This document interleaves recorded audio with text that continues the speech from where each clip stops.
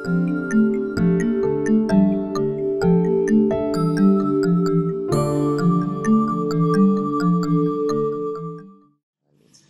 Ibu yang sangat berbahagia, pada pertemuan yang lalu kita baru sampai di ayat 58 pada hari Rabu kemarin.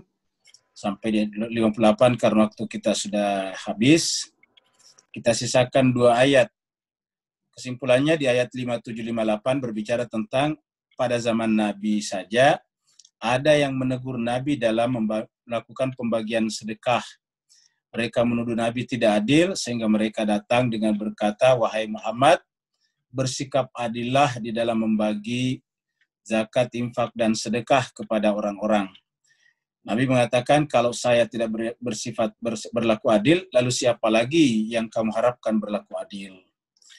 Allah mengatakan di ayat 59, "Walau annahum radu ma atahumullahu wa rasuluh wa qalu hasbunallah sayu'tinallahu min fadlihi wa rasulih inna ila Allahi raghibun." Jadi artinya apa?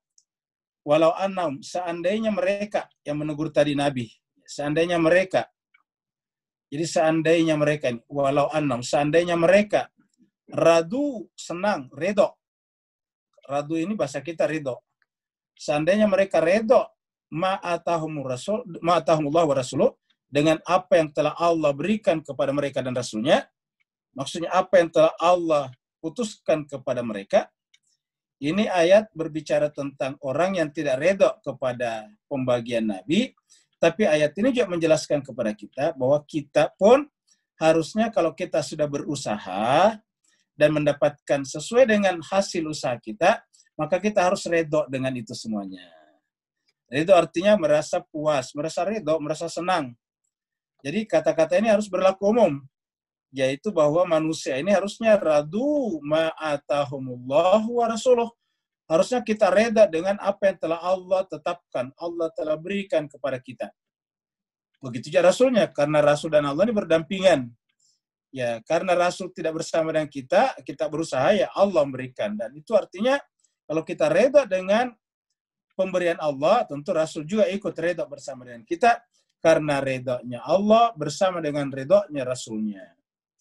Jadi kita harus ikhtiar, namanya Bapak Ibu sekalian, dalam kehidupan ini harus ikhtiar, usaha. Setelah kita ikhtiar usaha, kita dapatkan sedikit banyak, kita harus redho. Karena kalau kita tidak redho, nanti kita akan tersiksa sendiri, merasa tidak puas. Selalu merasa tidak puas. Karena kata orang miskin yang sesungguhnya kata para ahli sufi, ahli tasawuf, bukanlah mereka yang tidak punya harta benda, tetapi mereka yang tidak pernah merasa cukup dengan apa yang ada. Itulah orang miskin yang sesungguhnya kata mereka. Orang kaya yang sungguhnya kata mereka, kata para ahli sufi ini adalah mereka yang selalu puas, redho dengan apapun yang Allah tetapkan atau berikan kepada mereka. Itulah orang kaya. Kemudian waqalu, dan mereka berkata hasbunallah. Jadi harusnya berkata hasbunallah, cukuplah Allah. Jadi kalau sudah Allah tetapkan, Rasul sudah tetapkan, kita mengatakan hasbunallah, cukuplah Allah Subhanahu wa taala. Jadi kata-kata hasbunallah, cukuplah Allah SWT. Artinya Allah telah mencukupi kita. Kemudian sayu'tinallahu min fadli. Nanti Allah akan berikan lagi. Kata sayu'tina di sini namanya fi'il mudhari', bentuk akan datang. Sayu'tina, nanti Allah akan memberikan lagi kepada kami karunia-Nya. Begitu juga dengan Rasulnya. Jadi pasti Allah akan berikan kepada kita. Sayu'tinallah. Kalau kita sudah redho, ya, baru Allah akan memberikan lebih kepada kita. Sayu'tinallahu min fadli. Allah akan memberikan kepada kita karunia-Nya, begitu ya Rasul. Jadi Allah memberikan kepada kita min fadlihi, begitu juga dengan Rasulullah wa rasuluhu. Ya. Inna ilallahi raghibun. Jadi orang yang beriman itu berharapnya hanya kepada Allah ini. Raghibun. Inna ilallah, sesungguhnya hanya kepada Allah lah saja. Jadi inna ilallah, hanya kepada Allah sajalah. Raghibun. Jadi hanya kepada Allah saja raghibun. Raghibun itu berharap. Nah, jadi jangan pernah meletakkan harapan kepada makhluk. Siapa yang meletakkan harapan kepada makhluk, maka bersiap-siaplah untuk kecewa. Kenapa? Karena setiap yang namanya makhluk selalu ada kekurangannya. Ingat jemaah sekalian, tidak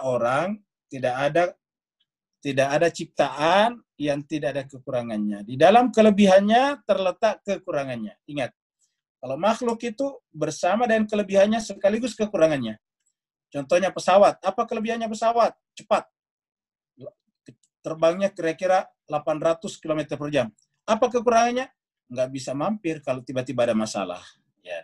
Jadi masing-masing setiap ada kelebihan, ada kekurangannya. Ya. Kalau mobil tidak secepat pesawat. Larinya paling lari 80-100 km per jam. Itu kekurangannya, nggak bisa cepat seperti pesawat. Tapi apa kelebihannya? Kalau ada apa-apa bisa mampir langsung minggir di pinggir jalan. Jadi masing-masing pada kekurangan ada kelebihannya. Iya. Jadi setiap yang ada kelebihannya ada kekurangannya. Iya. Bapak Ibu sekalian bisa menyebut apa saja. Pasti masing-masing ada kelebihan dan kekurangannya. Iya. Misalnya kita tinggal di gunung. Kelebihannya apa? Udaranya sejuk. Kita mendengarkan kicauan burung. Kita selalu menyaksikan hal-hal yang hijau. Tapi apa kekurangannya? Ya jauh dari pusat-pusat keramaian. Jauh dari sekolah, jauh dari universitas. Nah itu dia. Jadi selalu pada setiap kelebihannya ada kekurangannya. Iya. Kelebihannya tinggal di kota apa? Semuanya serba dekat. Ya, pasar, supermarket ada, sekolah ada, kantor kita juga dekat dari sana. Tapi apa kekurangannya? Macet setiap saat. Nah, jadi pada setiap kelebihan sekaligus terletak kekurangannya. Nah, karena pada setiap kelebihan terletak kekurangannya, maka Allah berfirman, ya harusnya kita berharap kepada Allah saja. Jangan berharap kepada makhluk. Karena pada makhluk selalu ada kekurangannya. Jadi orang beriman ini, kata-kata ini adalah inna, sungguhnya kami orang beriman, ilallahi, hanya kepada Allah saja ragibun, berharap. Jadi siapa yang berharap kepada makhluk, dia akan kecewa. Nah, pada saat kita hanya berharap kepada Allah, kita akan merasakan yang disebut dengan mendapatkan rezeki min haitsu la yahtasib. Dari mendapatkan rezeki dari arah yang tak disangka-sangka. Kenapa ya? Namanya tidak diharap. Kalau tidak diharapkan berarti pasti selalu tak terduga. Jadi orang bertakwa itu mendapatkan rezeki wa yarzuquhu min haitsu la yahtasib. Siapa yang bertakwa kepada Allah, may yattaqillah yarzuquhu min haitsu la yahtasib. Siapa yang bertakwa kepada Allah, maka Allah akan memberikan kepadanya rezeki dari arah yang tak disangka-sangka. Artinya apa? Orang bertakwa kepada Allah itu meletakkan harapannya hanya kepada Allah, sehingga setiap dapat rezeki pasti tak terduga namanya. Min haitsu la yahtasib. Selalu dari arah yang tak diduga. Kenapa? Karena tidak berharap dari tempat itu. Ya, jadi lalu bagaimana kalau kita beraktivitas di tempat itu? Ya, kita ikhlas saja kepada Allah SWT. Kita jadikan itu sebagai amanah dari Allah. Nah, setelah itu innamas sadaqatu lil fuqara. Berbicara tentang sedekah tadi. Karena yang diprotes tadi di atas adalah sedekah. Allah mengatakan yang namanya as-sedekah itu peruntukannya ada 8. Ya, satu adalah lil fuqara. Yang pertama adalah lil fuqara. Jadi orang fakir. Ya. Yang kedua adalah wal masakin, orang miskin. Yang kedua adalah wal masakin. Jadi ini fakir, ini sudah menjadi bahasa Indonesia fuqara. Ya. Kemudian al masakin, miskin. Apa perbedaannya fuqara dan masakin? Ada yang mengatakan kalau fuqara itu, fakir itu adalah orang yang tidak memiliki sumber daya sama sekali. Seperti contohnya dia tidak punya keterampilan sama sekali, tidak punya skill, belum lagi yang bersangkutan cacat, dan belum lagi yang bersangkutan itu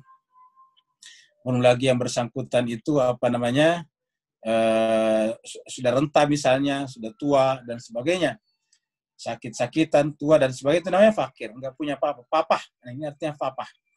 Kalau al-masakin, ada yang mengatakan kalau masakin itu adalah mereka yang masih bisa beraktivitas tapi pendapatannya tidak mencukupi. Misalnya kebutuhan bulanannya per orang manusia di Jakarta di sekitarnya adalah 1,5 juta sebulan. Nah, yang bersangkutan itu cuma dapat 750.000, 1 juta, maka dia miskin namanya. Jadi 2. Yang ketiga, wal amilina alaiha. Amil itu yang mengurusi. Jadi berdasarkan ini harusnya memang kalau kita bayar zakat infak itu melalui amil, karena ada amilnya nih, wal amilina. Apa sebabnya melalui amil? Supaya kita kita punya tameng, supaya tidak merasa merasa apa ya, merasa misalnya kalau kita langsung kasih ke orang, nanti kita merasa orang itu berutang kepada kita, berutang budi maksudnya. Ya orang itu nanti juga merasa nggak enak pada kita. Kita juga selalu melihat ini saya berikan zakat. Tapi kalau melalui amil kan tidak ada kontak pribadi dengan orang itu.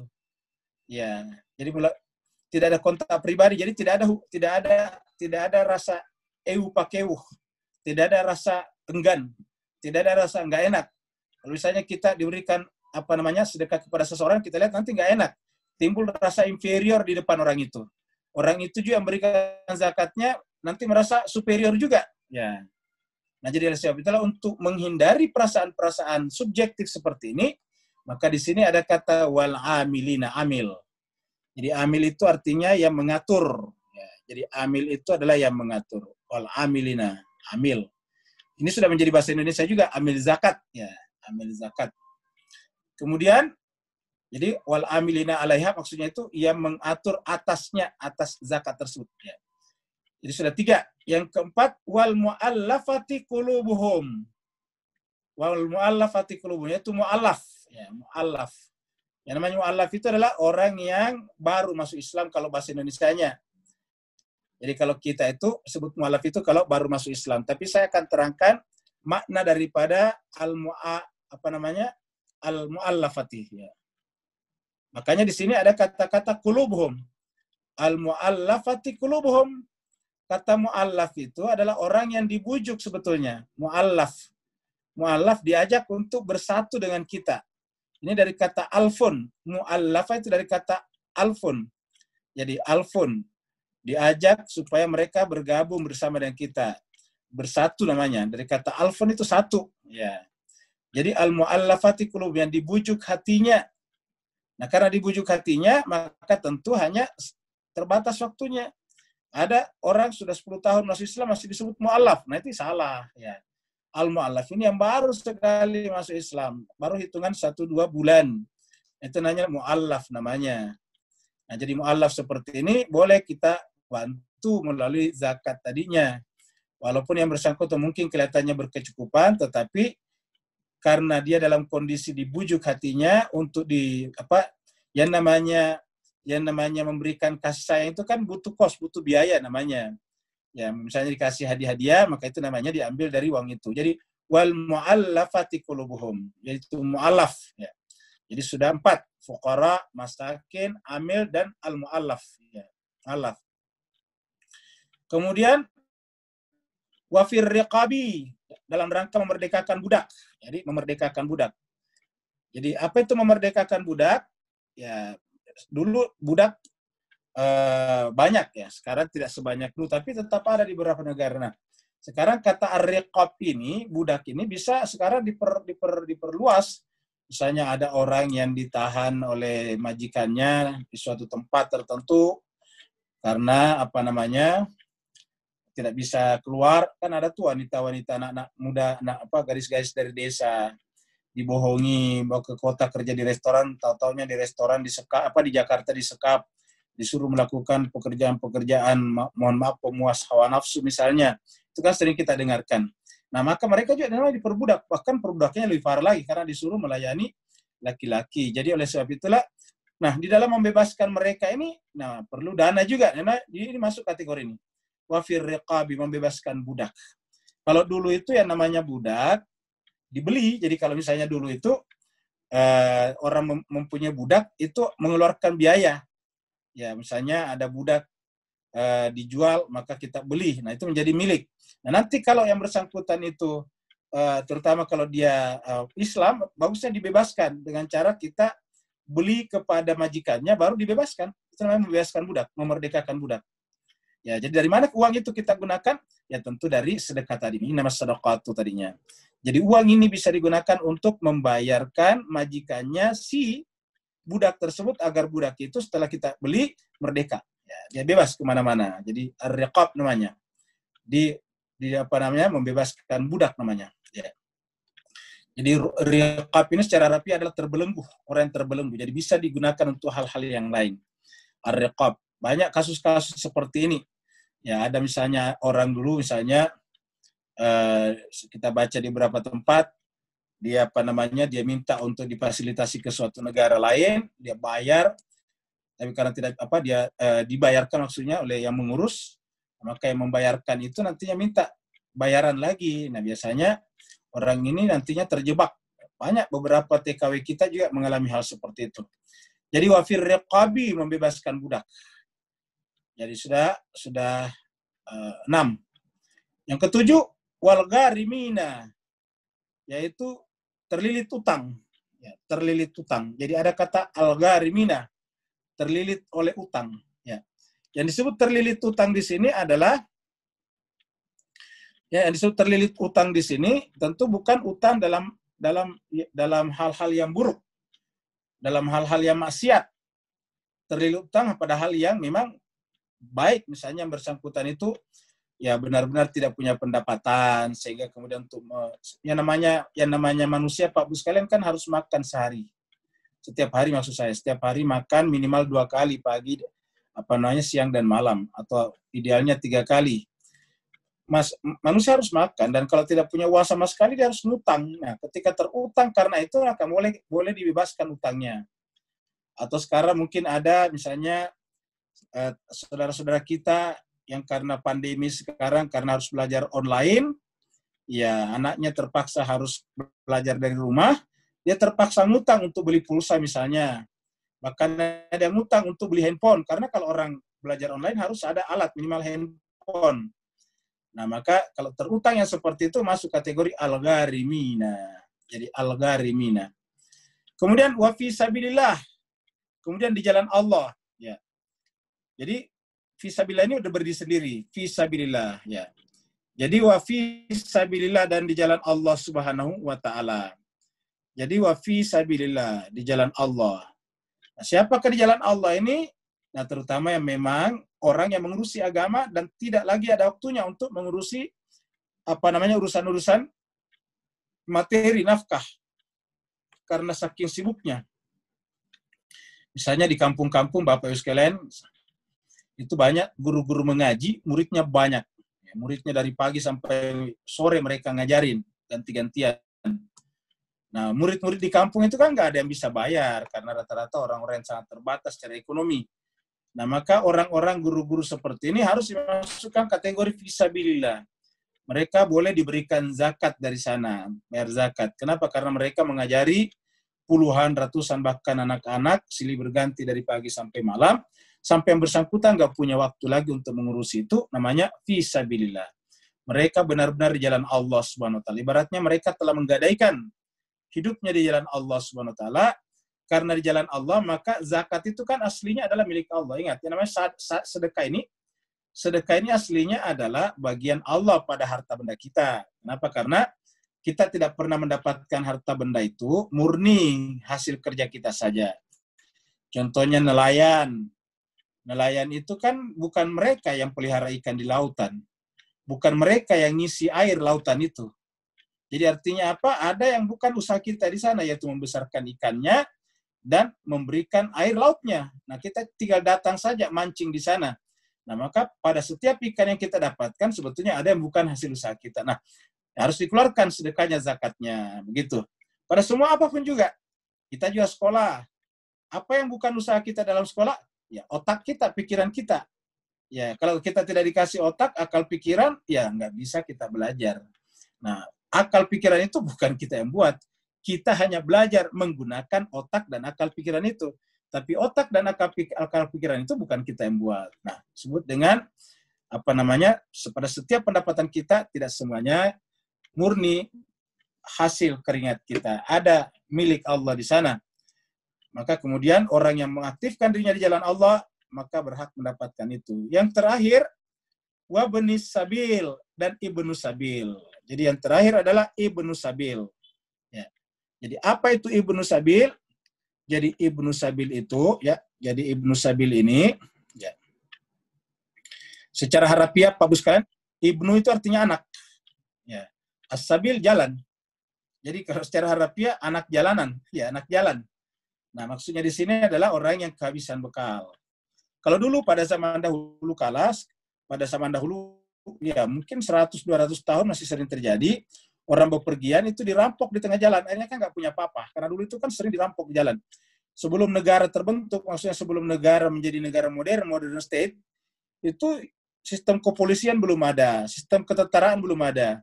Sehingga setiap orang bepergian ya harus memelihara dirinya sendiri. Kenapa? Karena bisa saja dirampok setiap saat di jalan. Kalau di laut bisa dirompak, di darat bisa dirampok.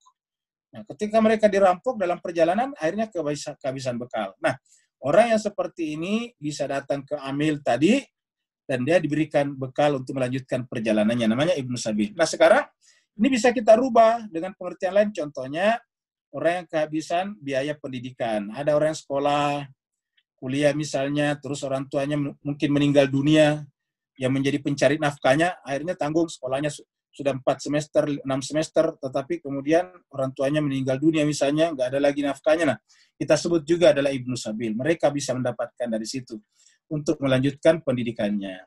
Nah, jadi kesimpulannya di sini kita lihat ada satu ini fuqara ya, terus 2 al-masakin, yang ketiga al-amilin, yang keempat mu'allaf, yang kelima riqab, budak, memerdekakan budak, yang selanjutnya al-gharimina ya. Terus kemudian fi sabilillah wa ibnis sabil. Jadi totalnya adalah 1 2 3 4 ya. 5 6 7 8. Jadi totalnya 8. Apa kata Allah? Faridatan. Ini faridatan fardu, wajib. Ini faridah itu dari kata fardu. Jadi kita bahasa Indonesia wajib dan fardu. Ya, wajib atau fardu. Nah, ini faridatan. Jadi itu adalah jadi maksudnya adalah sedekah yang wajib. Sedekah yang wajib itu adalah zakat namanya kalau kita di Indonesia. Jadi faridatan minallah. Itu sebagai kewajiban yang datang dari Allah. Jadi kewajiban ini datang dari Allah, ini minallah. Faridatan, kewajiban yang datang dari Allah. Jadi ini adalah kewajiban yang bersumber dari Allah Subhanahu wa taala. Faridatan minallah. Kewajiban ini bersumber dari Allah.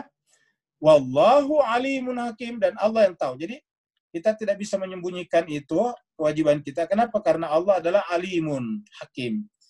Allah itu maha mengetahui, alim.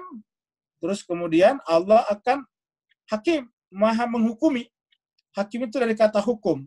Jadi Allah itu adalah menghukumi nanti kita, hakim. Ya. Jadi Allah akan menghukumi kita. Wallahu alimun hakim. Allah akan menghakimi kita. Ya. Jadi itu adalah ayat 60. Sekarang kita masuk pada ayat baru. Ya. Jadi sekarang ayat baru. Ya. Jadi sekarang ayat barunya di ayat 61. Ya, 61 sampai 70. Wa minhumul ladina, ini ayat 61. Wa minhumul ladina yu'zuna an-nabiyya wa yaquluna huwa udhunun. Dan di antara mereka, siapa mereka tadi itu? Yaitu tadi yang menuduh Nabi tidak adil. Dan di antara mereka alladzina, ada orang-orang yang yu'zuna, menyakiti an-nabi. Jadi ada yang menyakiti Nabi. Jadi dari dulu ada yang suka menyakiti Nabi. Ini yu'zuna, ini menyakiti. Dan tidak tanggung Bapak Jemaah sekalian, yang disakiti adalah Nabi sendiri. Ya. Jadi yang disakiti adalah Nabi. Yu'zuna ini adalah menyakiti. Ya. Jadi wa minhum alladzina yu'zuna, ada yang menyakiti. Siapa yang disakiti? An-Nabi. Yang disakiti adalah Nabi. Ya. Jadi An-Nabi, yang disakiti adalah Nabi. Wa yaquluna, dan mereka mengatakan huwa uzunun, Nabi mendengarkan semuanya. Jadi mereka mengatakan Nabi itu adalah uzun. Uzun itu artinya mendengarkan. Jadi mereka pikir Nabi itu membagi-bagikan harta zakat infak tadi itu berdasarkan masukan orang-orang. Begitu maksudnya. Ya, jadi mereka menuduh itu Nabi sesuai dengan yang masukan-masukan yang bisik-bisikin. Kalau yang bisikin mengatakan kasih, yang di sana dikasih. Nah, jadi mereka mengatakan bahwa Nabi itu mendengarkan semua masukan. Ya. Nah, ini sebetulnya menyakiti Nabi. Kenapa? Karena berarti menempatkan Nabi itu diatur-atur oleh manusia. Padahal Nabi ini hanya diatur oleh Allah. Kenapa? Nabi itu adalah perwakilan Allah dalam kehidupan kita. Jadi Nabi ini adalah perwakilan Allah. Nabi ini adalah ambasadornya Tuhan. Nabi ini adalah dutanya Tuhan. Dubesnya Tuhan untuk manusia, namanya Nabi itu. Ya, jadi tidak mungkin bekerja berdasarkan masukan orang-orang. Dia bekerja berdasarkan datang dari Allah, namanya syariat. Ya. Nah, jadi tapi ada yang berkata begitu. Wa uzunun, Nabi itu mendengarkan semuanya. Qul, katakanlah, uzunu khairil lakum. Ya. Nabi memang mendengarkan semuanya. Jadi kalau ada masukan didengarkan, tapi bukan berarti bahwa keputusan Nabi berdasarkan masukan itu. Nabi mengatakan mendengarkan semuanya, tetapi semua yang dilakukan adalah khairil lakum. Jadi mendengarkan tetapi yang dia lakukan adalah yang terbaik bagi kalian. Khairul lakum. Ya. Jadi yang terbaik bagi kalian. Khairil lakum. Uzunu khairil lakum. Dia mendengarkan yang baik-baik dari kalian. Jadi Nabi tidak suka mendengarkan yang buruk-buruk. Mendengarkan yang baik-baik dari kalian. Ya, apa sebabnya? Nabi itu, ya, namanya Nabi ini kita lihat, juga beriman kepada Allah. Jadi yu'minu nabillahi. Jadi Nabi itu pertama beriman kepada Allah. Ini yu'minu nabillah. Ya. Baru kemudian wa yu'minu lil mu'minin. Juga beriman kepada orang mukmin. Jadi Nabi juga ternyata beriman kepada orang mukmin ini. Wa yu'minu lil mu'minin. Ya. Dia juga beriman kepada orang mukmin. Maksudnya percaya. Jadi Nabi itu percaya kepada Allah, percaya orang mukmin. Ya, asalkan mukminnya benar. Wa rahmatul lil ladzina amanu minkum. Dan dia adalah rahmat bagi seluruh orang beriman di antara kalian. Jadi Nabi itu adalah rahmat. Ya, jadi Nabi itu adalah rahmat bagi orang beriman di antara kalian. Jadi Nabi ini adalah rahmatun. Ya. Wa rahmatul lil ladzina amanu minkum. Dia rahmat bagi orang-orang beriman di antara kalian. Jadi ingat, rahmat bagi orang-orang yang beriman di antara kalian. Jadi rahmat. Ya. Nah, jadi jemaah sekalian, kita lihat rahmat itu bertingkat-tingkat. Satu, segala sesuatunya dia adalah rahmat Allah. Rahmati wasi'at kulla syai'. Yang kedua, Nabi Muhammad adalah rahmat seluruh alam. Wa ma arsalnaka illa rahmatan lil alamin. Yang ketiga, rahmat hanya untuk orang beriman. Wa rahmatun lil ladzina amanu minkum. Nabi itu adalah rahmat bagi orang-orang beriman di antara kalian. Nah, jadi arti bertingkat-tingkat ini. Jadi orang beriman itu dapat rahmat berkali-kali lipat. Walladzina yu'zuna Rasulullah, dan orang-orang yang menyakiti Rasul Allah, orang-orang yang menyakiti Rasul Allah, dan perlu kita sampaikan Pak Bu sekalian ya, bahwa di sini menyakiti Allah itu hanya menuduh saja Rasul mendengarkan semuanya, atau menuduh Rasul tidak bersikap adil, itu dianggap sudah menyakiti Rasulnya. Ini yu'zuna Rasulullah. Apalagi kalau misalnya sampai pada tingkat kita tahu ada peristiwa Muharram membunuh misalnya cucu Nabi, ya. Jadi Al-Quran mengatakan walladzina yu'zuna Rasulullah, orang-orang yang menyakiti Rasulullah, lahum adzabun alim. Bagi mereka ada azab yang sangat pedih. Jadi adzabun alim.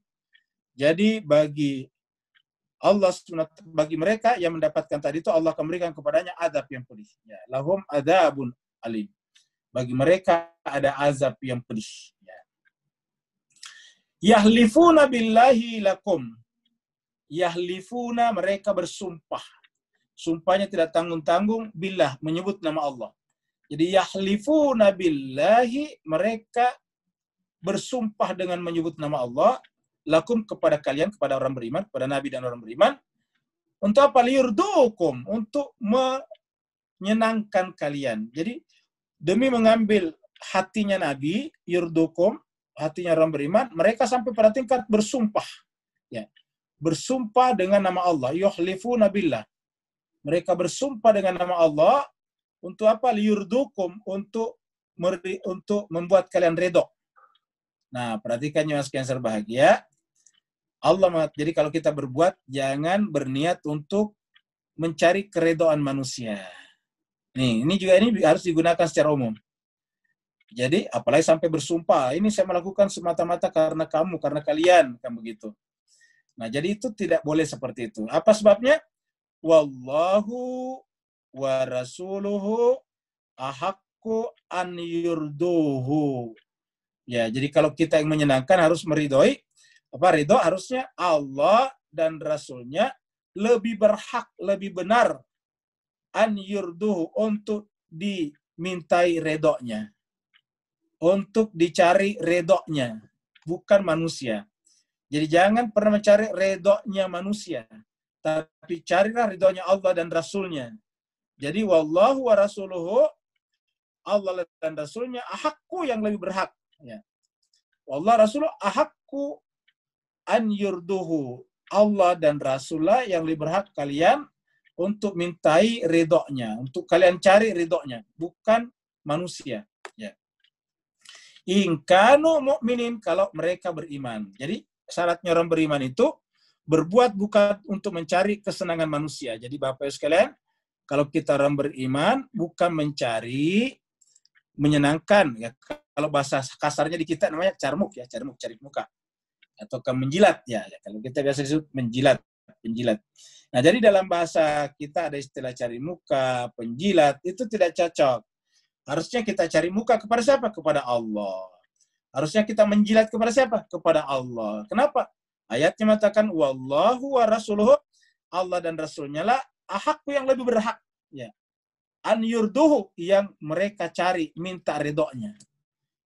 Kalau mereka benar-benar beriman, kalau kalian benar-benar beriman. Alam ya'lamu, apakah mereka tidak tahu? Alam ya'lamu, apakah mereka tidak tahu? Annahu man yuhadidillaha wa rasulah, bahwasanya siapa saja yang menentang, memusuhi Allah dan Rasulnya, fa'anna lahu, maka sungguhnya lahu baginya nara jahannama, akan mendapatkan api neraka jahanam, khalidan fiha, kekal mereka di dalamnya. Jadi pertanyaan ini namanya pertanyaan retorik. Alam ya'lamu artinya seharusnya kita tahu. Artinya masuk di akal kita. Bahwasanya menentang Allah dan Rasulnya, yuhadidillah wa rasulah. Bahwasanya yuhadidillah, ini yuhadid itu artinya menentang, melawan. Ya, melawan siapa? Di sini Allah dan Rasul disatukan. Ya, yuhadidillah wa rasul. Jadi, apakah mereka tidak mengetahui bahwasanya menentang Allah dan Rasulnya, ini Allah dan Rasul satu paket. Jadi siapa yang menentang Rasul, hakikatnya menentang Allah. Dan siapa yang menentang orang yang dipilih Rasul, hakikatnya juga menentang Rasul. Jadi, alam ya'lamu annahu may yuhadidillah wa rasulah fa'anna, maka sungguhnya, ini dimulai dengan kata anna, ini sungguhnya benar-benar, ini penekanan. Fa'anna, maka sungguh-sungguh benar-benar, lahu baginya nara jahannam. Mereka akan mendapatkan azab api neraka.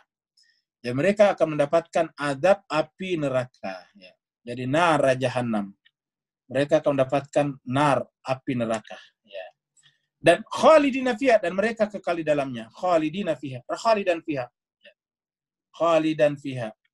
Apa kata Allah? Zalikal khizyul azim. Dan siapa orang yang masuk ke dalam neraka, maka itulah kehinaan yang paling besar.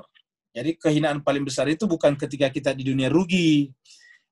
Kita tidak perlu merasa hina kalau rugi. Kenapa? Ya itu kan konsekuensi logis daripada kenaikan harga-harga barang ataukah turunnya harga-harga barang.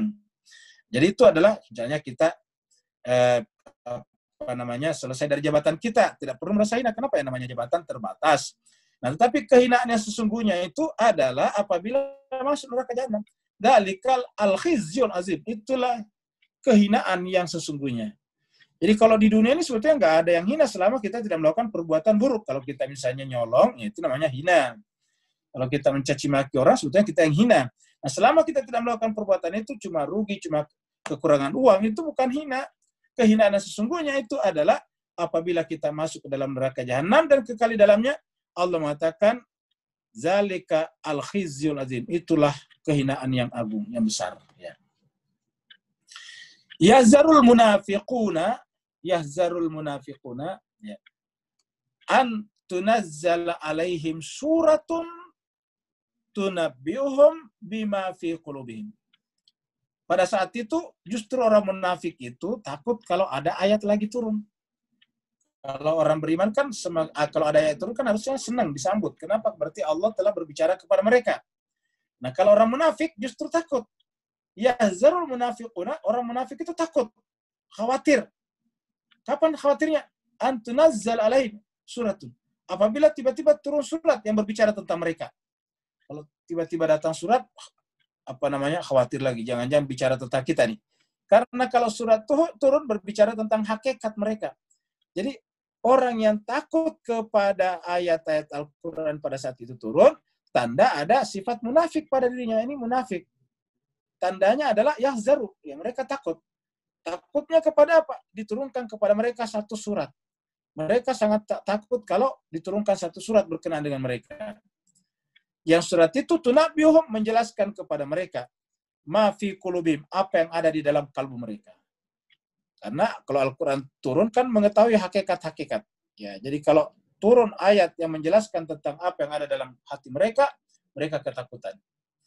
Qul istahzi'u, katakanlah istahzi'u, ya perolok-oloklah agama, perolok-oloklah Nabi. Apa namanya? Ledekinlah Nabi. Jadi kalau Nabi sebagai objek cemoohan. Apa kata Allah? Innallaha mukhrijun ma tahzarun. Kalau kalian terus memperolok-olokkan agama ini, yahzar itu adalah memperolok-olokkan. Kalau kalian memperolok-olokkan agama ini, ketahuilah innallaha, sungguhnya Allah mukhrijun, akan mengeluarkan ma tahzarun, apa yang kalian takutkan. Jadi artinya kalau kita memperolok-olokkan, semua yang kita takutkan keluar. Ya. Jadi perhatikannya mas sekalian, maka Allah akan mengeluarkan, Allahu mukhraju ma tahzarun, apa yang kalian takuti. Ya. Maka akan keluar apa yang kita takuti. Nah, jadi begini Pak Bos sekalian. Ayat ini mengajarkan kepada kita, janganlah suka mengolok-olok orang lain. Karena nanti Allah akan mengungkapkan aib-aib kita. Janganlah membuka aib orang lain. Karena pasti Allah juga mukhrijun, akan mengeluarkan aib-aib diri sendiri. Ingat, tidak ada di antara manusia ini yang tidak punya kekurangan-kekurangan. Maka oleh sebab itulah caranya bagaimana? Peliharalah kekurangan orang lain. Peliharalah aib orang lain. Setiap kita memelihara kekurangan dan aib orang lain, setiap kita memelihara cacat-cacat pribadi orang lain, maka sungguhnya Allah pasti akan memelihara cacat-cacat kita. Tapi setiap kali kita mengeluarkan, mengumbar, mengekspos cacat-cacat dan aib-aib orang lain, maka Allah akan mengeluarkan juga aib-aib kita. Jadi ini maksudnya ayat ini. Jadi sebab itulah marilah kita, satu, jangan mencari-cari kekurangan orang, namanya tajassus. Yang kedua, kalau kebetulan kita tahu kekurangan orang, janganlah dibicarakan, ghibah namanya.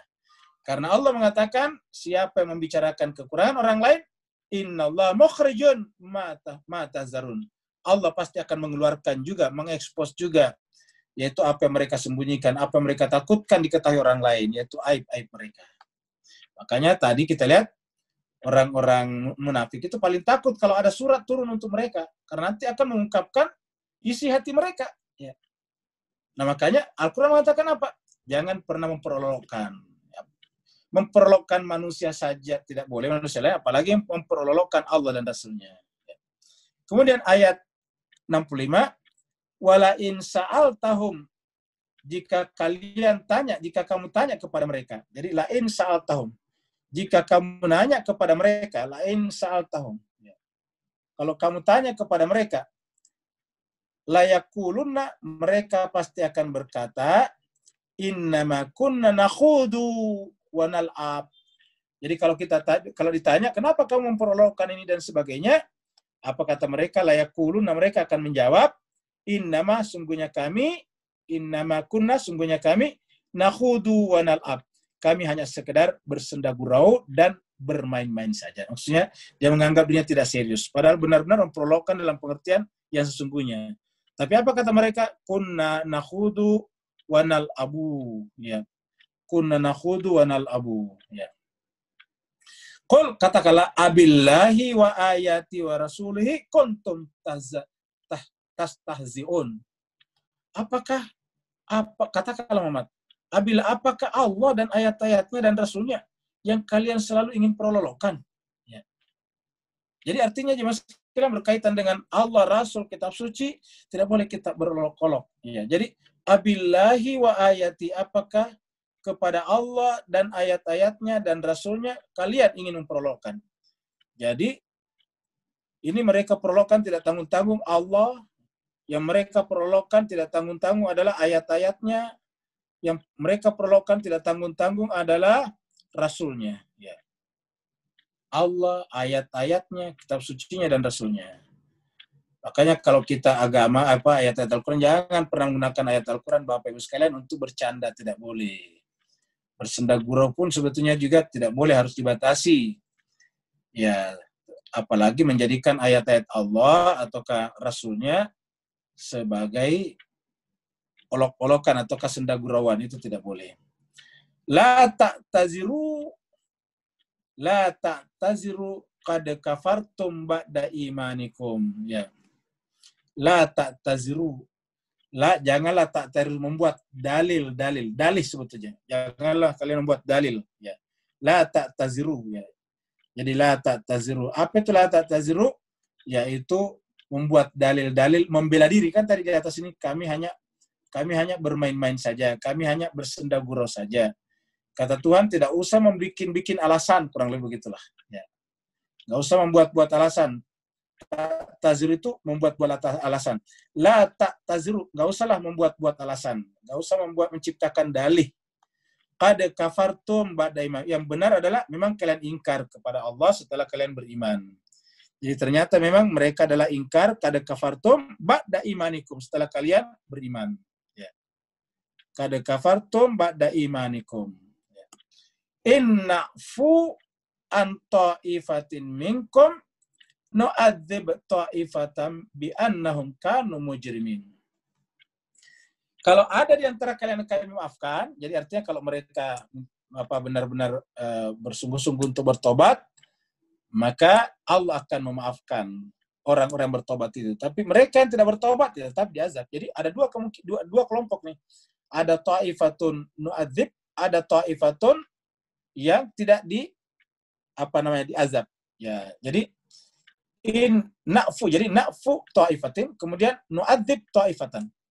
Jadi sebagiannya, satu kelompok kami maafkan, dan satu kelompok lagi kami azab. Ya, kenapa diazab? Karena mereka melakukan mujrimun. Mujrim ini kejahatan sebetulnya. Jadi kami akan memaafkan satu kelompok, jadi na'fu, kami maafkan, ta'ifatin, satu kelompok di antara kalian, wa nu'adzib, dan kami akan azab. Ya, dan kami akan mengazab. Wa nu'adzib, kami akan azab. Ta'ifatan. Apa sebabnya? Karena mereka melakukan perbuatan curang, perbuatan jahat, mujrim. Jadi kalau orang melakukan perbuatan jahat itu pasti akan menerima akibatnya. Kemudian ayat berikutnya tentang apa yang mereka lakukan orang munafik itu. Allah mengatakan al-munafiquna. Jadi al-munafiquna wal munafiqatu. Al-munafiquna wal munafiqatu. Orang munafik laki-laki dan munafik perempuan, ba'duhum min ba'din. Sebagian mereka berasal dari sebagian yang lain. Kalau biasanya kan ba'dhum auliya'u ba'din. Kalau di sini bukan aulia tetapi mim ba'din. Jadi al-munafiquna, munafik laki-laki. Jadi ini munafik laki-laki. Ya, kemudian yang ini satunya adalah munafik perempuan. Al-munafiquna wal munafiqati ba'duhum min ba'din. Sebagian mereka berasal dari sebagian yang lain. Jadi kita kasih tanda pada minnya, mim. Artinya apa? Ini hasil mempengaruhi. Jadi munafik yang satu dipengaruhi oleh munafik yang lain. Jadi kemunafikan itu ternyata adalah sesuatu yang menular. Bisa dipengaruhi orang melakukannya. Jadi oleh sebab itulah jemaah sekalian menggunakan kata ba'du min ba'din, sebagian mereka itu berasal, maksudnya berasal itu terpengaruh karena persahabatan, karena pergaulan, karena perguruan dan sebagainya, maka kemudian mereka ikut-ikutan munafik. Jadi ba'duhum min ba'din. Jadi al-munafiquna wal munafiqatu ba'duhum min ba'din. Ya'muruna bil munkar. Kalau orang beriman kan ya'muruna bil ma'ruf. Perhatikan jemaah sekalian. Jadi kalau orang munafik itu perhatikan, jadi tandanya orang munafik itu adalah ya'muruna bil munkar, apabila memerintahkan orang untuk berbuat kemungkaran. Jadi ya'muruna bil munkar. Jadi yang mereka lakukan adalah al-munkar.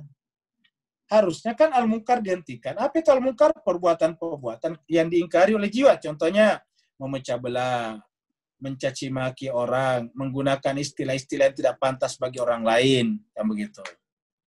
Jadi jemaah sekalian, dalam agama itu kita tidak boleh saling menciptakan menciptakan istilah-istilah. Kita boleh berbeda pendapat. Perbedaan pendapat itu menunjukkan adanya dinamika. Perbedaan pendapat nanti akan melahirkan temuan-temuan baru, ilmu-ilmu baru, sains baru, teknologi baru. Tapi perbedaan pendapat harus diwaspadai, jangan sampai berubah menjadi kerusakan di muka bumi. Jadi pertumpahan darah, perseteruan, perpecahan.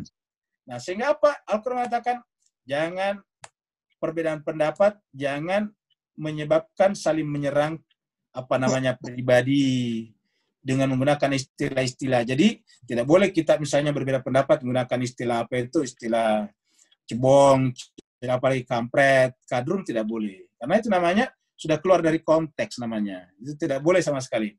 Itu namanya perbuatan mungkar. Jadi kita boleh berbeda pendapat, Bapak Ibu sekalian. Tetapi perbedaan pendapat tidak boleh menyebabkan kita dalam agama dilarang untuk menciptakan istilah-istilah yang berkonotasi negatif. Ya. Ingat, istilah-istilah yang berkonotasi negatif kepada orang lain. Ya. Bahkan orang-orang misalnya jelas-jelas misalnya mohon maaf cacat, tidak boleh dipanggil orang dengan cacatnya. Ya, tidak boleh. Padahal sudah jelas-jelas orang itu cacat, tidak boleh dipanggil dengan cacatnya. Ya, ada orang misalnya tangannya panjang, tangan panjang, nggak boleh. Ya.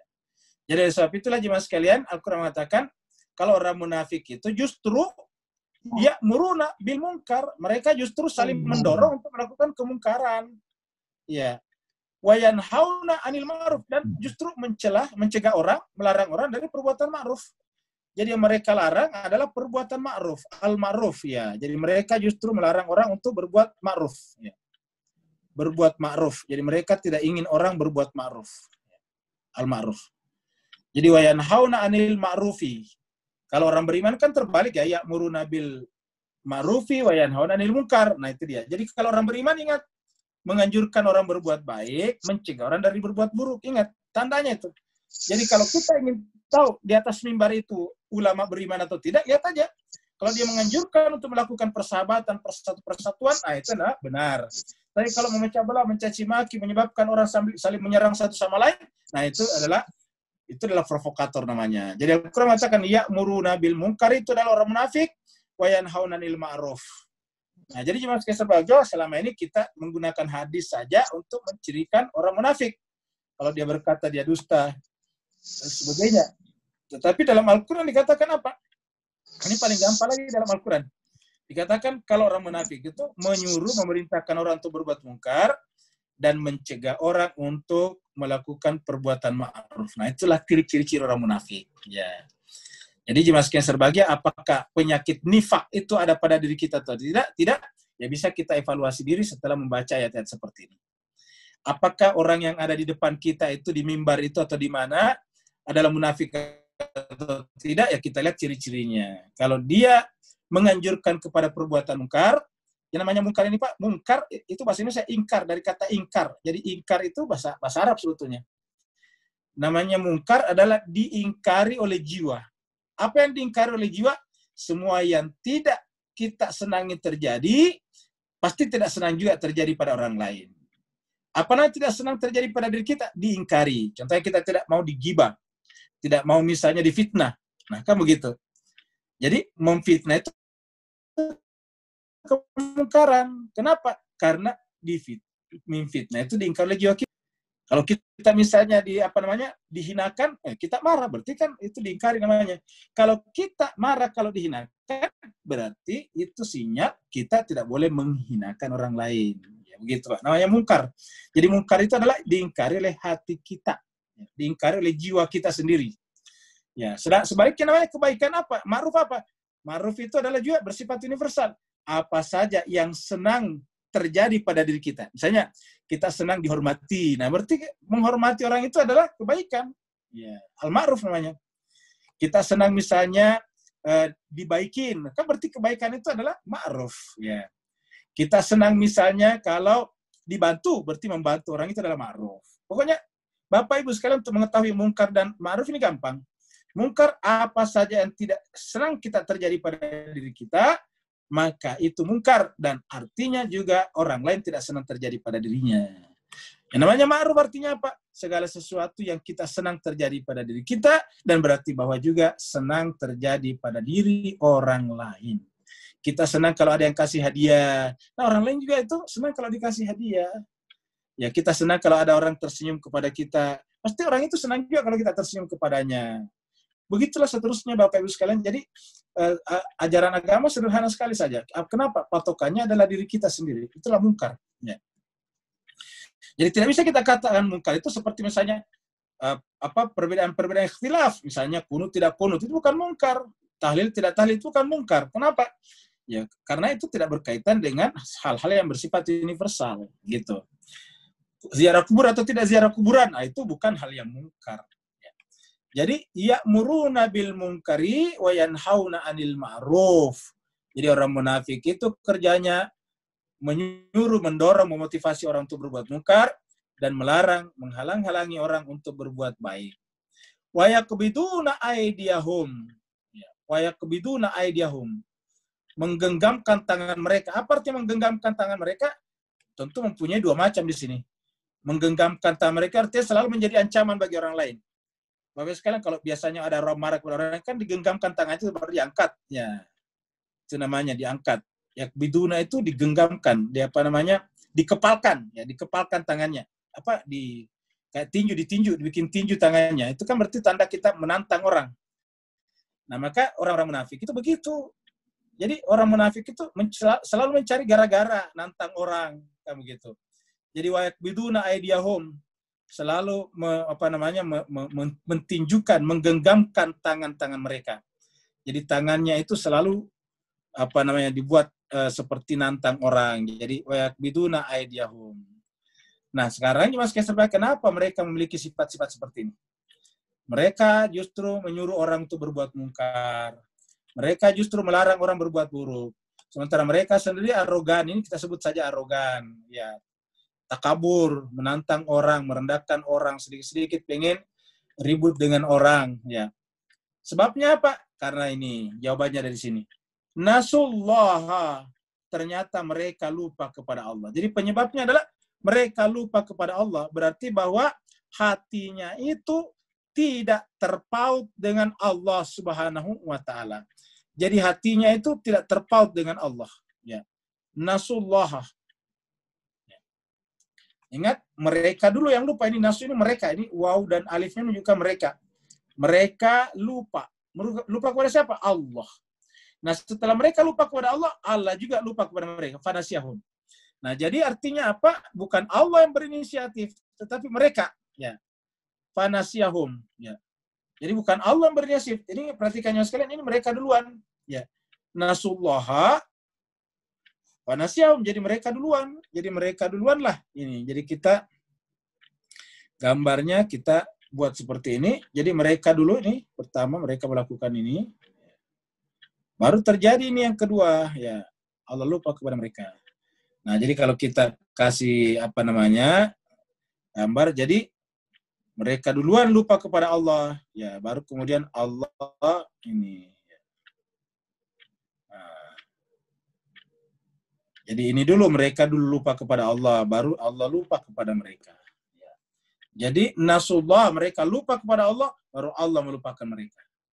Jadi nasullah, mereka lupa kepada Allah. Ingat, karena nggak mungkin Allah melupakan kita. Kata lupa kepada Allah itu, dia tidak terkoneksi, hatinya tidak terkoneksi, hatinya tidak nyambung. Kayak Bapak Ibu sekalian, kalau tiba-tiba misalnya Bapak Ibu tidak mendengarkan suara saya, dan ini hilang, layar saya hilang di layarnya Bapak Ibu sekalian, menunjukkan kita terputus namanya. Koneksi kita terputus. Ya.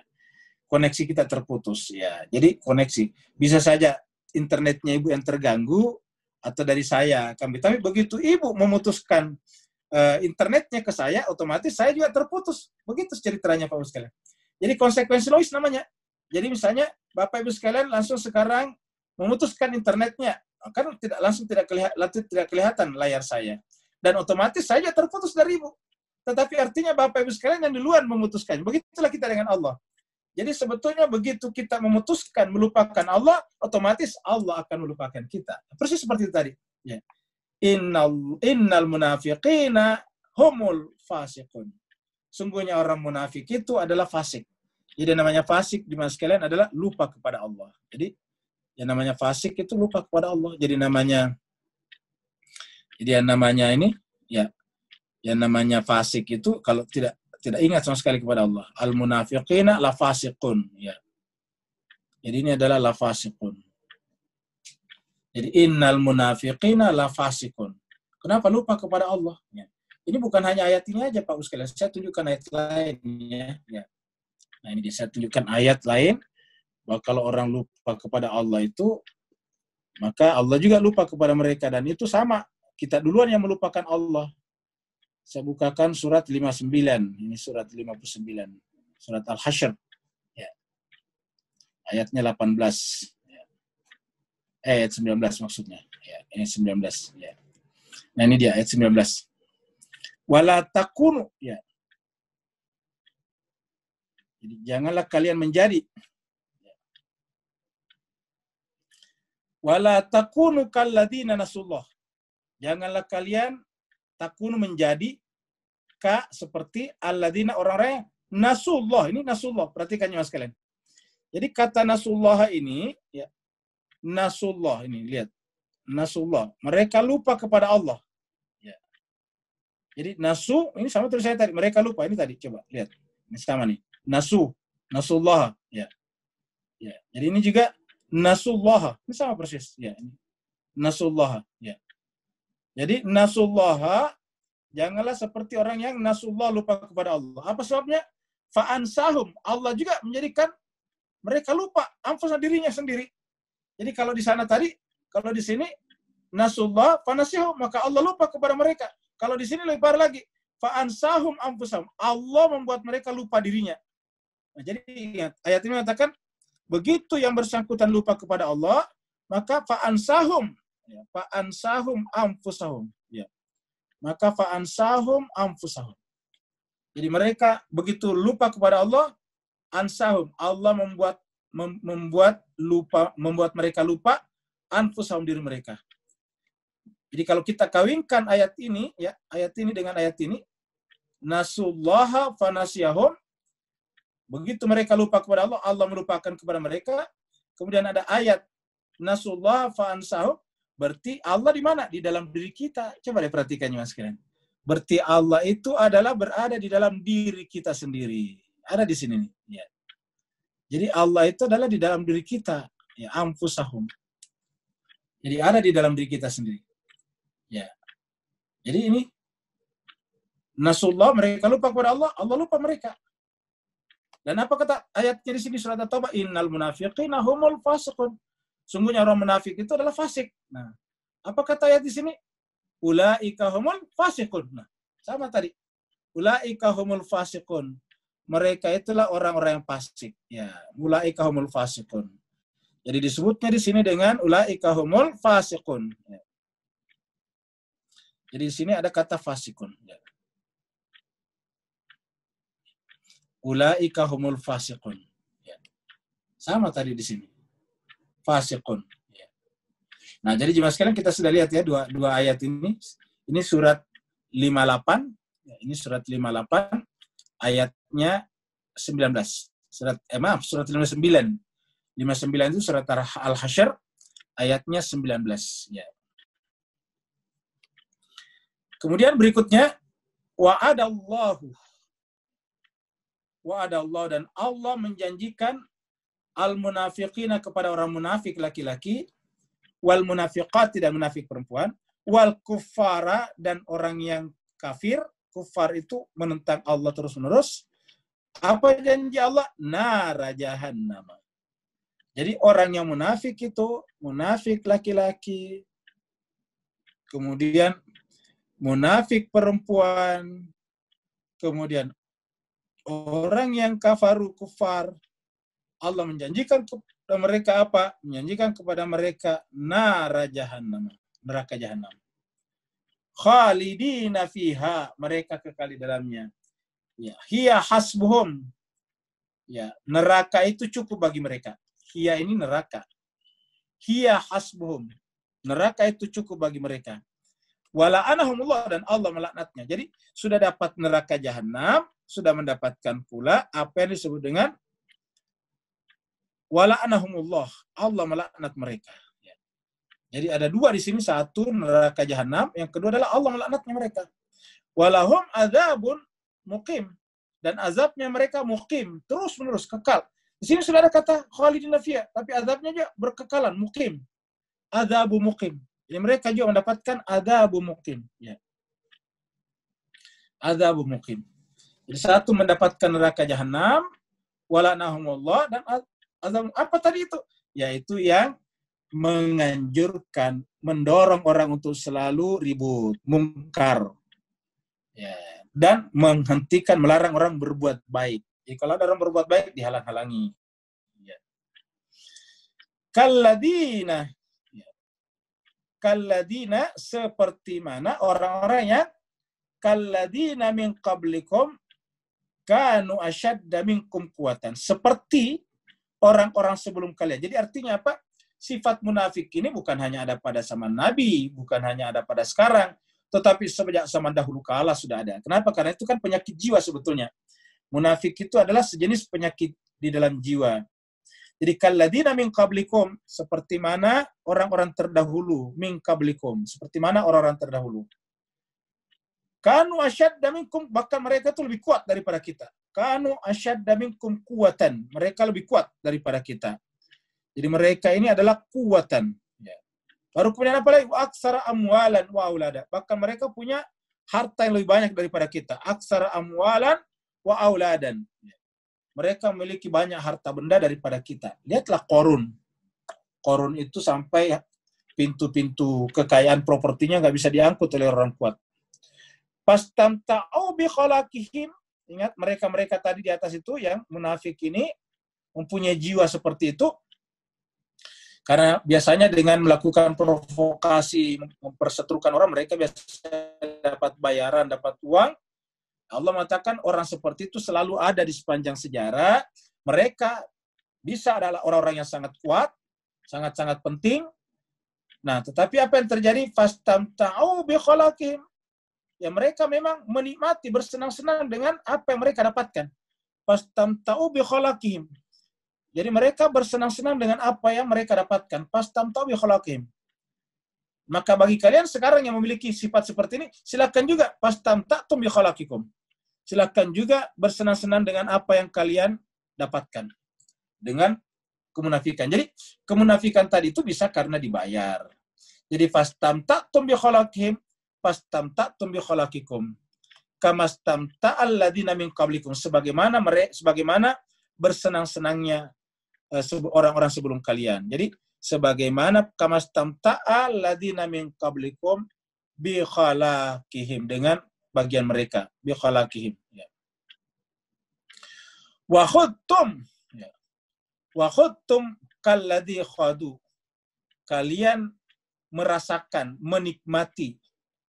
Kalian menikmati yang mereka dapatkan dengan kemunafikannya itu sebagaimana mereka juga dulu melakukannya. Jadi mereka menikmatinya, kalian menikmatinya sebagaimana dulu mereka juga menikmati. Tapi apa kata Allah? Ulaika habitat a'maluhum fid dunya wal akhirah. Tapi apa kata Allah? Mereka itu adalah orang-orang yang sia-sia amal perbuatannya. Ulaika habitat a'maluhum, mereka orang sia-sia perbuatannya di mana? Di dunia dan di akhirat. Di dalam kehidupan dunia dan di dalam kehidupan akhirat. Ya. Wal akhirah. Fid dunya wal akhirah. Wa ulaika humul khasirun, dan mereka itulah orang yang benar-benar merugi. Mereka itu adalah al-khasirun. Wa ulaika humul khasirun. Mereka adalah orang-orang yang merugi. Ya. Jadi mereka lah orang merugi. Merugi tidak dapat apa-apa. Kan tadi sia-sia amal perbuatannya. Ingat dalam surat Al-Asri, wal asri innal insana lafi khusr. Khusr, rugi. Ya. Ayat terakhir, ayat 70. Alam ya'tihim naba'ul ladzina min qablihim. Alam ya'tihim. Belumkah datang kepada mereka naba'u, berita, cerita, informasi alladzina, tentang orang-orang yang min qablihim, sebelum mereka, yaitu kaum Nuhin, kaumnya Nuh, wa Adin, kaumnya Ad, wa Samud, kaumnya Samud, wa kaum Ibrahim, kaumnya Ibrahim, wa ashabi Madian, berarti kaumnya Nabi Syuaib, wal mu'tafikat, dan semua kaum-kaum lain yang telah dimusnahkan, seperti kaumnya Nabi Lut misalnya. Atathum rusuluhum, Rasul-rasul mereka datang kepada mereka bil bayyinati, dengan bawa kitab suci, penjelasan, argumentasi yang sangat akurat. Fama kana Allahu liyazlim, mereka dihancurkan bukan karena Allah zalim kepada mereka, walakin kanu anfusahum yazlim, tapi karena mereka sendiri zalim. Jadi alam ya'tihim, bukankah telah datang kepada mereka? Bukankah telah datang kepada mereka? Belumkah datang kepada mereka? Alam ya'tihim, yaitu naba'ul ladina min qablihim, berita tentang orang-orang sebelum mereka. Naba, berita tentang orang sebelum mereka. Siapakah mereka itu? Yang pertama adalah kaum Nuhin. Yang pertama adalah kaum Nuhin. Kaum Nuh, pengikutnya umatnya Nabi Nuh. Kita tahu Nabi Nuh yang tenggelam perahunya di atas perahu. Ya. Kemudian siapa lagi? Wa Adin. Siapa itu Ad? Kaumnya Nabi Hud. Ya, jadi kaumnya Nabi Hud. Nabi Hud itu diutus kepada kaum Ad. Kemudian kaum Samud. Siapa kaum Samud? Kaumnya Nabi Saleh. Kaumnya Nabi Saleh. Jadi ini adalah Nabi Samud adalah kaumnya Nabi Saleh. Jadi Nabi Saleh diutus kepada kaum Samud. Wa kaum Ibrahim, dan kaumnya Ibrahim. Dan kaumnya Nabi Ibrahim. Siapakah kaumnya Nabi Ibrahim? Yaitu pertama adalah orang Babilonia. Kita tahu Nabi Ibrahim diutus pertama kali kepada Babilonia, tapi apa yang terjadi? Rajanya marah dan mengusir Nabi Ibrahim setelah dibakar dan tidak terbakar. Washabi Madian, dan juga kepada penduduk Madian. Siapakah penduduk Madian itu? Atau nabinya siapa? Nabi Syuaib. Ya, Madian ini Yordania sekarang. Wal mu'tafikati, dan juga umat-umat atau komunitas-komunitas lain yang telah dibinasakan. Wal mu'tafikati. Kenapa mereka bisa dibinasakan? Atathum rusuluhum bil bainat. Datang kepada mereka rasul-rasul mereka. Jadi atathum rusuluhum bil bayinati, dengan membawa berita yang sangat penting. Bil bayinati. Ya. Fama kana Allahu liyazlimahum. Ketika mereka dibinasakan, bukan berarti Allah zalim kepada mereka. Fama kana Allah, bukan Allah yang menzalim kepada mereka. Walakin, akan tetapi, kanu anfusahum yazlimun. Tapi mereka lah yang zalim. Jadi bukan Allah yang zalim kepada mereka, ya. Jadi bukan Allah. Jadi bukan Allah yang zalim kepada mereka, ya. Fama kana Allah liyazlimahum, walakin kanu anfusahum yazlimun. Tetapi mereka lah yang zalim kepada dirinya sendiri. Anfusahum yazlimun. Nah, jadi jemaah sekalian berbahagia, Allah menjelaskan semuanya dengan rinci dari atas, bahwa Allah tidak pernah berbuat buruk kepada makhluk, pada hambanya. Kita dilupakan Allah karena kita sendiri yang pertama melupakan Dia. Ingat. Jadi Allah melupakan kita karena kita sendiri yang terlebih dahulu melupakan Allah. Kita zalim pada diri kita bukan karena kita mendapatkan kezaliman, bukan karena Allah zalim kepada kita, tapi anfusahum yazlimun, diri kita sendiri yang zalim. Jadi artinya apa? Semua hal-hal yang buruk yang menimpa kita itu adalah dari diri kita sendiri. Yang disebut buruk di sini bukan sakit, bukan ini. Yang disebut buruk di sini misalnya kemudian kita kita nanti diazab oleh Allah di akhirat, itu adalah semata-mata karena kesalahan kita sendiri. Kita banyak masalah karena kita tidak terkomunikasi dengan Allah, itu karena kita sendiri yang memulai itu. Karena jemaah sekalian, kalau orang sudah tidak terkomunikasi dengan Allah dan Allah melupakan kita, maka orang itu Bapak Ibu sekalian bisa melakukan perbuatan-perbuatan yang bagi kita itu tidak masuk akal, susah diterima dengan pikiran sehat. Seperti yang kita cerita Rabu kemarin, pembunuhan-pembunuhan yang terjadi. Ya, kita lihat misalnya di Kelapa Gading itu yang pimpinan perusahaan dibunuh oleh karyawati coba. Karyawati yang sudah bekerja dengan baik, sudah mendapatkan pendapatan dari bosnya, tapi kemudian menggunakan 12 orang untuk membunuh pimpinannya. Apa yang terjadi kira-kira jemaah sekalian? Kok bisa terpikirkan seperti itu? Nah, itu tadi. Itu contoh-contoh yang orang yang kehilangan kontrol, lost control kepada Allah SWT. Jadi lost control kepada dirinya, maka Allah juga akan melupakan orang itu. Kita dengar baca tadi berita yang bunuh satu keluarga di Sukoharjo, ya ternyata jemaah sekalian berbahagia, ya apa sebabnya? Karena itu tadi, tiba-tiba dia teringat dengan ingin mengambil mobilnya, maka kemudian dia berpikir.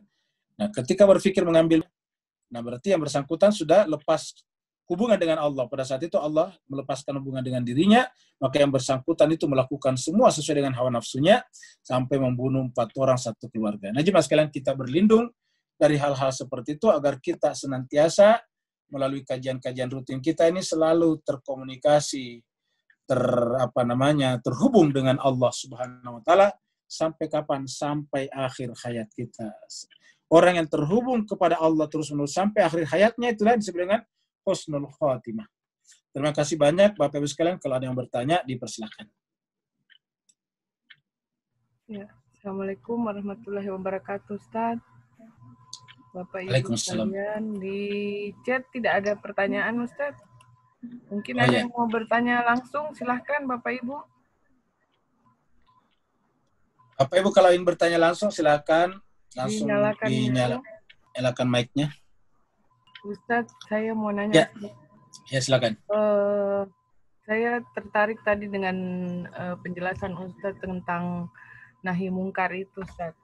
Ya. Jadi selama ini kan kita menganggap amar ma'ruf nahi mungkar itu berarti misalnya mengajak orang sholat di masjid, terus lebih ke ibadah mahdah. Ternyata kalau saya lihat penjelasannya Ustadz, nahi mungkar, amar ma'ruf nahi mungkar, nah lebih bersifat universal. Nah, lebih bersifat universal itu berarti tidak ada unsur agama, Ustadz, karena kan kalau universal berarti semua lebih ke kemanusiaan, bukan ke khusus Muslim, khusus Kristen, khusus agama-agama tertentu, Ustadz ya. Ya, betul. Ya, mohon penjelasan Ustadz lebih lanjut, Ustadz. Ya, jadi Mas Kaiser Baik, pembicaraan tentang al-munkar tadi, ya, ini adalah pembicaraan tentang sifat bawaan manusia. Jadi namanya universal. Makanya pada kata mungkar dan kata ma'ruf ini tidak ada unsur agama sama sekali. Ya. Apa sebabnya? Orang apapun agamanya, apapun suku bangsanya dan negaranya, nasionalitasnya, pasti tidak suka, ini mungkar, pasti tidak suka kalau misalnya disakiti keluarganya. Misalnya, mohon maaf, kalau ada yang membunuh anggota keluarga kita, pasti kita akan marah. Nah, berarti kan tidak boleh. Seperti yang kasus Sukoharjo tadi itu perbuatan mungkar. Kita tidak boleh, misalnya, tidak mau kalau dihina, maka tentu kita tidak boleh menghina orang lain juga. Karena tadi yang disebut dengan universal itu adalah apa yang tidak senang terjadi pada diri kita, itu juga pasti tidak akan senang terjadi pada diri-diri seluruh manusia. Nggak ada orang lain, nggak ada orang manapun di dunia ini yang senang dihinakan. Ya, jadi itu namanya menghina adalah perbuatan mungkar. Ya. Sebaliknya namanya perbuatan ma'ruf adalah perbuatan baik yang bersifat universal juga. Ya, semua orang senang kalau misalnya dituntun. Nah, semua berarti tuntun menuntun itu adalah perbuatan ma'ruf. Ya, misalnya ada orang susah menyeberang di jalan, nah, kita seberangkan. Nah, kita pasti senang banget. Misalnya kita ini mau muter balik lah, kalau kita bawa mobil muter balik, tidak ada yang kasih jalan. Ya, kita tidak senang. Begitu ada yang kasih jalan, kita senang. Nah, harusnya itu kan kita berkaca supaya nanti kalau ada orang lain minta jalan, kita kasih. Kenapa? Kita juga senang kalau dikasih jalan. Kita jangan menutup jalannya orang. Kenapa? Karena kita juga tidak senang ditutup jalannya. Nah, jemaah sekalian, pelajaran-pelajaran seperti inilah yang kurang diaktualkan di masyarakat kita, sehingga kemudian kita lihat masyarakat kita semakin egoistik.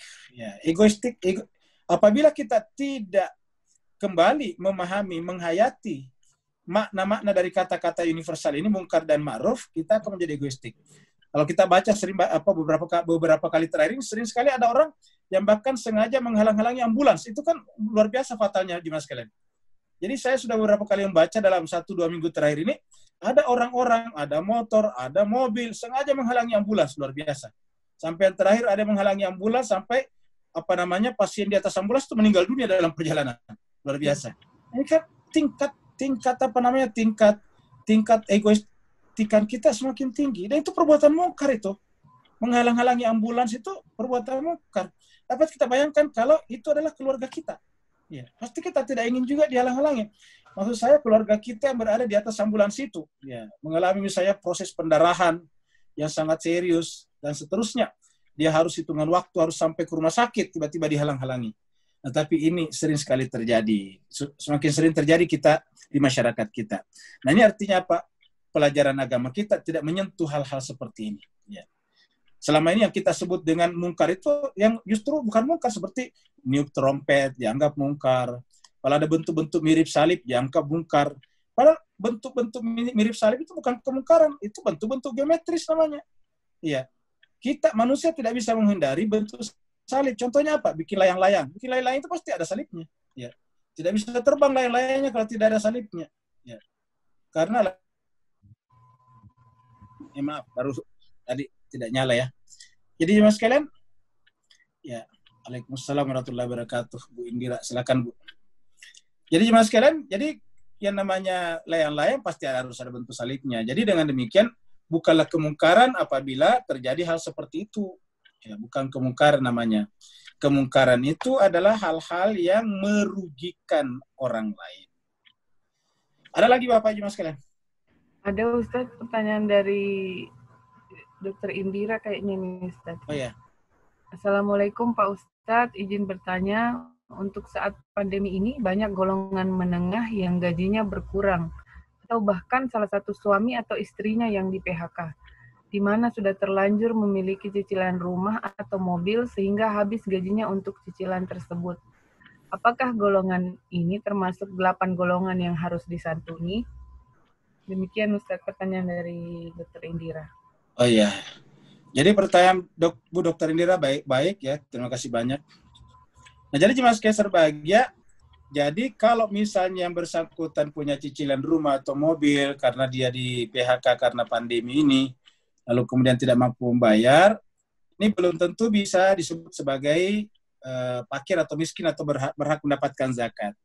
Apa sebabnya? Karena kalau yang bersangkutan masih punya banyak properti atau milik, masih punya banyak harta namanya, nah maka tidak termasuk. Artinya walaupun dia jual mobil yang dicicil itu tetap tidak rugi, maksudnya tetap masih bisa hidup dengan layak, nah maka itu tetap tidak berhak. Jadi misalnya mobil yang dicicil dia jual dulu, dijual, kan sekarang ada namanya take over, apa itu kredit, jadi dijual, kemudian setelah dijual, ya ada harganya sebagian diambil, dan kemudian digunakan untuk hidup, nanti kalau kemudian bagus kembali keadaan, baru kemudian hidupnya bagus lagi, maka seperti ini tidak disebut miskin kalau memang punya properti lain, punya alat-alat kehidupan lain, punya harta benda lain, misalnya punya tabungan ataukah punya punya tanah di tempat lain, atau pokoknya selama dia masih punya, dia tidak masuk kategori. Tapi kalau memang benar-benar tidak punya apa-apa, misalnya dia tidak punya rumah lagi, kalau dia disita rumahnya tidak punya rumah lagi, dia juga tidak bisa bayar lagi kos-kosan. Nah, yang seperti ini adalah masuk kategori berhak mendapatkan itu. Jadi kesimpulannya kalau dia di PHK lalu kemudian dia rumahnya diambil oleh bank lalu kemudian dia tidak punya rumah tempat tinggal lagi, nah maka tentu masuk kategori itu. Tapi kalau misalnya seandainya rumahnya disita oleh bank masih punya rumah lain misalnya, ya ataukah mungkin rumahnya diambil bank masih punya harga yang bisa didapatkan sebagiannya dan masih lumayan, ya tentu tidak termasuk kategori miskin. Kira-kira begitu. Ada lagi yang lain? Silahkan Bapak Ibu yang mau bertanya dinyalakan. Ya, saya Ustadz ayat silakan, Pak. Dari ayat 951 sampai 70 ini mengajarkan untuk senantiasa berhati-hati terhadap individu maupun sekelompok agar kita tidak salah memilih, tidak salah dalam tempat kita berpijak. Kira-kira begitu Ustaz, tidak punya semacam kesimpulannya begitu Ustaz, dari 51 sampai 70 Ustaz. Betul sekali, Bang. Jadi ada saya lihat kelompok-kelompok munafikun juga dan lain-lain sebagainya Ustaz ya. Iya, betul. Betul. Jadi kesimpulannya kita tidak boleh sembarang berpihak. Kenapa? Karena kalau ternyata kita berpihak pada tempat yang salah, ini akan berbahaya. Jadi kita lihat pada sepanjang cerita-cerita kenabian dalam Al-Quran itu sebetulnya adalah cerita pemihakan.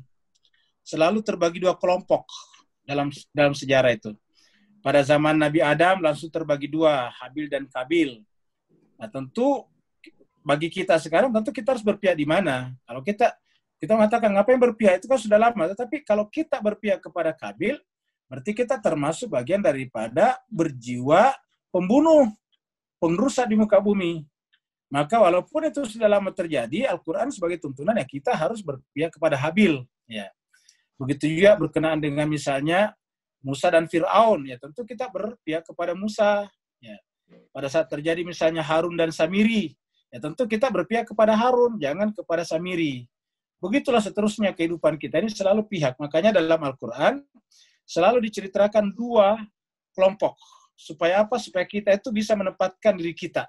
Di mana kita bergabung, di mana kita berpijak. Ya.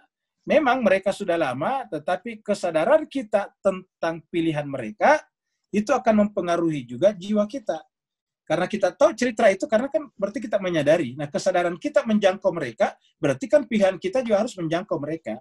Ya, seperti itu. Maka ketika terjadi dualitas dalam masyarakat, kita harus berpihak selalu kepada yang baik. Yang baik dalam pengertian tidak melakukan kejahatan. Kalau ada melakukan kejahatan, membunuh dan sebagainya, ya siapapun orangnya kita tidak boleh berpihak. Dan itu sebetulnya adalah sesuatu yang bersifat fitrah.